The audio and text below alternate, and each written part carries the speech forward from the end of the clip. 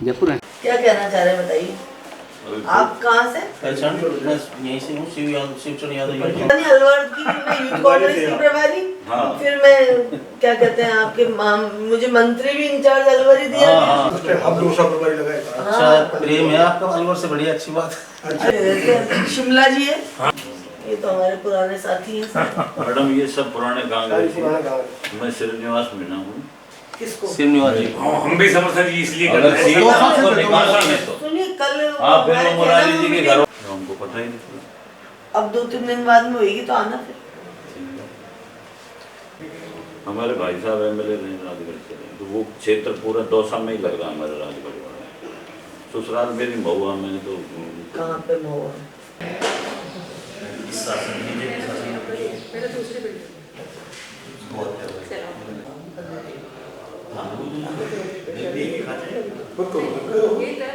अंदर है मैडम से बात।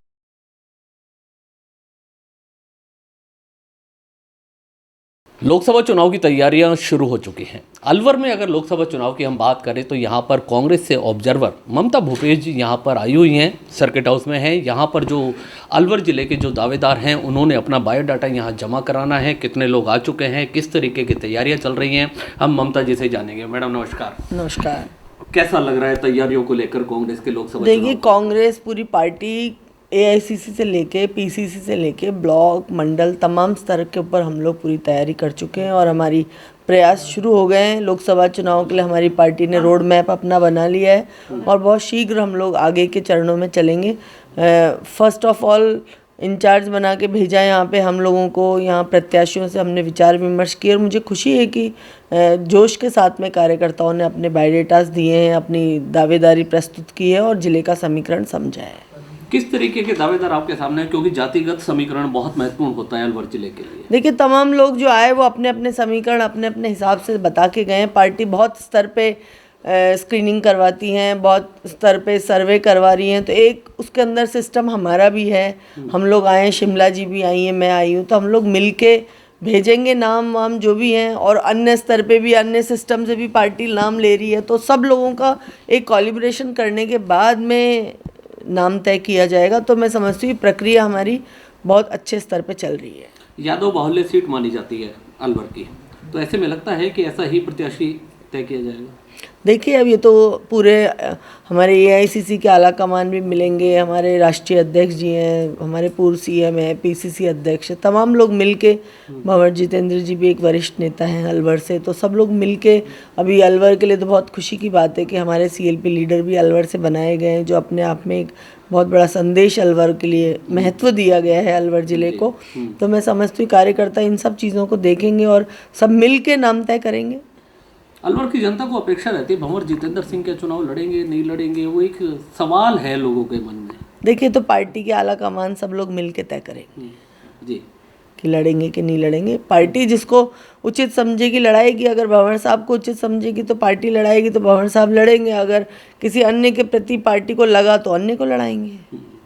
अभी तक कितने बायोडाटा जाए? काफ़ी लोग, हम 15-20 लोग हमसे अपने दावेदारी प्रस्तुत कर चुके और मुझे तो खुशी है कितने लोगों के अंदर उत्साह है और सभी ने मिलकर एक स्वर में ये कहा है कि हम लोग अपनी दावेदारी दे रहे हैं, लेकिन फिर भी अगर किसी अन्य व्यक्ति को हमारे अलावा टिकट मिलेगी तो हम सब लोग मिलके लोकसभा का चुनाव लड़ेंगे। और देखिएगा, इस बार राजस्थान के अंदर एक बहुत परिवर्तन आपको देखने को मिलेगा, क्योंकि जिस तरह से राम नाम की लूट बीजेपी करना चाहती है तो ये नहीं चलेगी, क्योंकि राम को बेचकर और राजनीतिकरण किया जा रहा है। और अपने जो मूल मुद्दे थे 10 साल पहले के, जिन्होंने कहा था कि बहुत हुई महंगाई की मार अब की बार मोदी सरकार, तो वो महंगाई के ऊपर कोई वक्तव्य नहीं दिया जाता, ना कोई जवाब दिया जाता है। बेरोज़गारी के ऊपर इस देश के अंदर कभी चर्चा नहीं की जाती, महंगाई के ऊपर चर्चा नहीं की जाती, सांप्रदायिक माहौल जो बनाया जा रहा है उसके ऊपर चर्चा नहीं की जाती, और लोगों को गुमराह करके धार्मिक उन्माद में डाल के और चुनाव लड़ना चाहते हैं। तो मैं समझती हूँ देश की जनता बहुत बड़ा परिवर्तन लेकर आएगी और आप इस बार देखिएगा कि मोदी सरकार के ऊपर जो एक बर्फ़ जमी हुई है वो पिघल जाएगी। प्रदेश की अगर बात करें तो हिजाब जैसे मुद्दों पे भी एक बार चर्चा हो चुकी है। शिक्षा के क्षेत्र में किस तरीके के बदलाव देखने को मिल रहे हैं? देखिए, ये मैं समझती हूँ इस तरह की बातों को शिक्षा के साथ जोड़ के करना ही नहीं चाहिए। कौन क्या पहन के आ रहा है, क्या नहीं करके आ रहा है, ये शिक्षा के ऊपर चर्चा टिप्पणी का मुद्दा नहीं है। मूलभूत बात यह है कि शिक्षा के स्तर को कैसे बढ़ाया जा रहा है, महिला शिक्षा के जो परसेंटेज है उसको हम लोग कितना लेकर आ रहे हैं, बालिका शिक्षा के प्रति हम लोग क्या कर रहे हैं, भजन लाल सरकार क्या कर रही है महिलाओं की शिक्षा के लिए, कितने इनका क्या प्लानिंग है, कितने नए स्कूल्स गर्ल्स की खोलना चाह रहे हैं, कितनी गर्ल्स की कॉलेज खोलना चाह रहे हैं, या जो खुली हुई है उनको कैसे नरिश करना चाह रहे हैं। इन मुद्दों पर चर्चा करनी चाहिए। हमारी बच्चियां कैसे सशक्त बने, कैसे देश की राष्ट्र निर्माण में राजस्थान की बच्चियों का, बेटियों का सहयोग हो, इन मुद्दों पर चर्चा करनी चाहिए। क्या पहन रही है, क्या नहीं पहन रही, ये मैं समझती हूँ इन मुद्दों पर चर्चा करके वक्त जाया नहीं करना चाहिए। स्कूलों में हिजाब आप क्या मानते हैं, होना चाहिए नहीं होना चाहिए, आपका पक्ष क्या है? देखिए, सब अपना, मैं तो कहूँगी स्वतंत्र भारत के अंदर हमने जन्म लिया है। हम आज आज़ाद भारत के अंदर अगर कोई कुछ भी पहन के जाना चाहता है, कैसे भी रहना चाहता है, तो वो रहे। आज हम भी जाते हैं ग्रामीण परिवेश में, आप भी रहते हैं, जाते हैं हम गांव के अंदर। आज पढ़ी लिखी लड़कियां भी कई बार कई जगह पे बहुएं बनी हुई हैं, घूंघट में रहती हैं, सभी रहती, वो भी ग्रेजुएट है, कोई पोस्ट ग्रेजुएट है, किसी ने बीएड कर रखी, कोई इंजीनियरिंग तक मैंने कई बार देखा है गाँव में। जब दौरों पर निकलती हूँ, इंजीनियरिंग करी हुई लड़कियाँ भी कई बार घूंघट में रहती। तो सब अपनी अपनी पारिवारिक सिस्टम होता है, उस सिस्टम को हम लोग डैमेज करें और हम ऊपर से थोपा तापी करें, ये मत करिए वो मत करिए। मैं पुनः कहना चाहूँगी कि शिक्षा मंत्री जी से भी कि आप बच्चियों के शिक्षा के स्तर को सुधारने के बारे में चर्चा कीजिए। ज़्यादा से ज़्यादा हमारी 100% बच्चियाँ लिटरेट हों। कैसे जो ग्रामीण परिवेश की बच्चियाँ स्कूल नहीं जा पा रही, उनको हम कैसे अप्रोच करें, कैसे हम अंतिम बच्ची को भी स्कूल लाने की कोशिश करें, कॉलेज एजुकेशन दें, इन मुद्दों पे चर्चा हमें करनी चाहिए। आखिरी सवाल, क्योंकि लोकसभा चुनाव है, मेन मुद्दा तो वही है।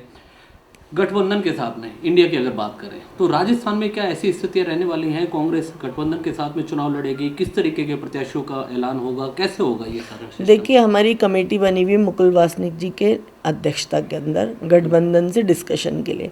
तो हमारे कई चरणों में अभी चर्चाएं चल रही हैं, डिस्कशंस हो रहे हैं। तो देखिए, पार्टी नेशनल लेवल पे निर्णय करेगी इन सब चीज़ों का। तो देखिए, समय आने दीजिए, अपने आप पता चलेगा। जी, थैंक यू। सर्वप्रथम तो मैं आपको धन्यवाद देना चाहती हूँ और मेरी तरफ से आपको नमस्कार कि आप लोग हमें कवरेज करने के लिए आए हो। अभी मेरे साथ मेरे सीनियर लीडर पूर्व मंत्री ममता भूपेश जी भी मेरे साथ में हैं। तो मैं अनूपगढ़ विधानसभा से विधायक और लोकसभा का प्रभारी, लोकसभा का जो अलवर का हमारा है उस क्षेत्र का प्रभारी बना के हमें भेजा है। तो हम आए हैं, काफ़ी लोगों से हम मिले हैं। जो छोटी सी इतनी सी देर में मैंने जो एक मूल्यांकन किया है पार्टी का, कि लोगों के अंदर बहुत अच्छा उत्साह है। भंवर जितेंद्र जी हमारे सीनियर लीडर हैं, उनके अलावा भी पार्टी के जितने भी आके मिलके गए, उन्होंने कहा कि पार्टी किसी को भी टिकट देगी, हम आपके साथ में हैं। तो मेरा मानना है कि बहुत अच्छा उत्साह है, क्योंकि पीछे जो विधानसभा के चुनाव हुए हैं तो 8 सीटों में से 5 सीटें कांग्रेस जीती हैं। तो कहीं ना कहीं जो हारे हमारे कैंडिडेट मात्र 200-300 वोटों से हारे हैं, तो ये हार में से हार नहीं है। तो जो मेरा मूल्यांकन है कि अलवर के अंदर कांग्रेस की लोकसभा के अंदर बहुत अच्छी कंडीशन है। और जो चयन किया जाएगा वो तो देखो AICC है, PCC है। हमारा काम है जहाँ की जो एक्चुअल रिपोर्ट है, जहाँ के लोगों का व्यू क्या है, वो जाके पार्टी को सबमिट करना है। तो जो मेरे पास व्यू है वो पार्टी को मैं सबमिट करूँगी। पूरी आशा और उम्मीद है कि ये सीट हम यहाँ से लोकसभा की निकालेंगे। सिर्फ बायोडाटा सबमिट कराए जा रहे हैं या उनसे जीत का आधार भी पूछा जाता है? जीत का आधार भी पूछा जाता है, जातीय समीकरण क्या है, किस जाति के कितने वोट हैं और आप कब से पार्टी के अंदर काम कर रहे हो, अभी वर्तमान में पार्टी के अंदर कौन से पद पे हो आप लोग, तो वो भी हम पूछ रहे हैं। और भी पूछ रहे हैं कि 8 प्रत्याशी एक लोकसभा के अंदर लगते हैं, हमारी विधानसभाएं आती हैं, तो कैंडिडेट हारा से जीता, आप उनसे मिले क्या, हमारे बूथ स्तर के लोगों से मिले क्या, ब्लॉक अध्यक्ष से मिले क्या आप? तो आपने चुनाव लड़ना है, टिकट किसी को तो पार्टी लेकिन अपनी तैयारी होनी चाहिए। तो बहुत से जो कैंडिडेट जो प्रत्याशी से भी आए थे, बायोडेटा दिया है, तो सभी ने कहा कि हम सबसे मिल रहे हैं। तो बूथ स्तर पे हमारे कार्यकर्ता से हम फीडबैक लेके, और जो अच्छा कैंडिडेट होगा निर्णय तो पार्टी ने करना है। पिछले 2 लोकसभा चुनाव कांग्रेस हार चुकी है। ये देखो, मोदी के नाम का था फैक्टर, 2 के 25 की 25 ही हारे थे, लेकिन इतना झूठा और इतना चलावा। 15 लाख खाते की बात कही थी, दे दिए क्या? 2 करोड़ जनसंख्या रोजगार देने की बात कही थी, बेरोजगारों को दिया क्या? 10 साल के अंदर मोदी जी ने क्या किया वो मैं बताती हूँ। हमारी LIC बेची, हमारे रेलवे बचे, हमारी जो बंदरगाह, हमारे जो एयरपोर्ट है आज अंडानी के नाम लिखा, रेलवे पे अडानी का नाम है। ये प्रॉपर्टी किसने दी थी? जब भारत आज़ाद हुआ था, भारत के अंदर सुई भी नहीं थी और बीजेपी को जिन हाथों में हमारा देश मिला था, तो संघर्ष किसने किया था? हमारे नेताओं ने किया था। इन्होंने तो सिवाय धर्म के नाम पे कोई राजनीति नहीं। अभी विधानसभा में हम थे लगातार राम राम, क्या राम इनका अकेलों का है क्या? हम जन्म से बच्चे को सिखाते हैं कि राम राम। जब हम अर्थी उठाते हैं तो राम नाम सत कहते हैं। जब हम अर्थी सजाते हैं और उसके नीचे 8 बार हम 108 बार हम राम का नाम लिखते हैं, तब हम मुखाग्नि देते हैं। और मैं मानती हूँ ये आस्था का विषय है, किसने कब जाना है मंदिर में, कब नहीं जाना है, ये अपने अपने विवेक की बात है और स्वतंत्र भारत के अंदर है। तो मेरा मानना है कि राम नाम को राजनीति के साथ न जोड़ा जाए। भारत के अंदर किस तरह से हमें एजुकेशन को लाना है, किस तरह से हमें हेल्थ सिस्टम को सुधारना है, किस तरह से इतने बेरोजगार हैं हमारे बच्चे, उनको रोजगार देने की व्यवस्था करनी है। पीछे किसान जो 3 काले कानून लेके आए थे, 700 किसानों ने अपनी शहादत दी थी, तो वो किसानों की शहादत किस तरह से रुके। आप किसानों के बारे में क्या कर रहे हो, आप मजदूर के बारे में क्या कर रहे हो, आप हमारे महिला के लिए क्या कर रहे हो। ये महिलाओं की बात करते हैं, अपराध की बात करते हैं। आपने अभी 3 महीनों के अंदर कितनी घटनाएं आपने नहीं देखा। हम स्वच्छ, ये भारतीय संविधान है जिसके अंदर लोकतांत्रिक जो हमारी प्रणाली है, हम उससे चुन के आते हैं विधानसभा के अंदर। तो भारतीय संविधान हमें चीज़ देता है।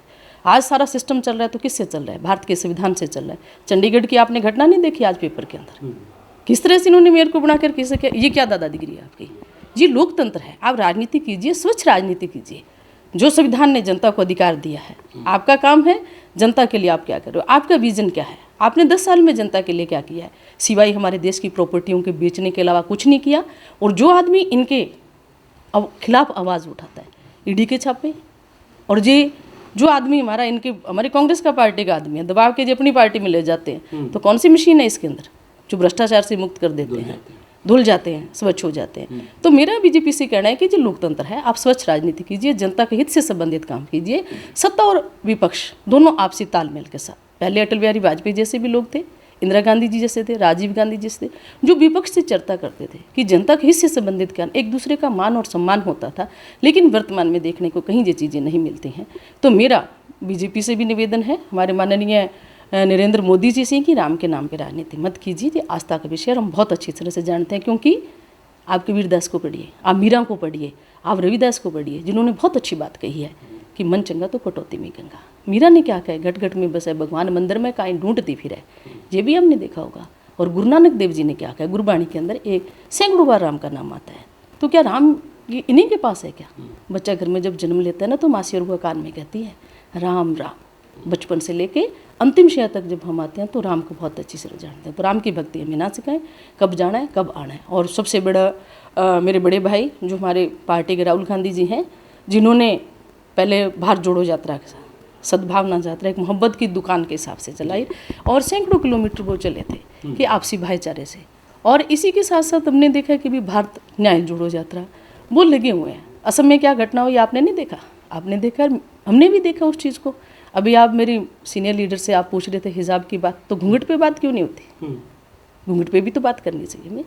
ये लोकतांत्रिक देश है, भारतीय संविधान के अंदर सभी को धर्म मनाने की स्वतंत्रता है, पहनने की स्वतंत्रता है, वाक और अभिव्यक्ति की स्वतंत्रता है।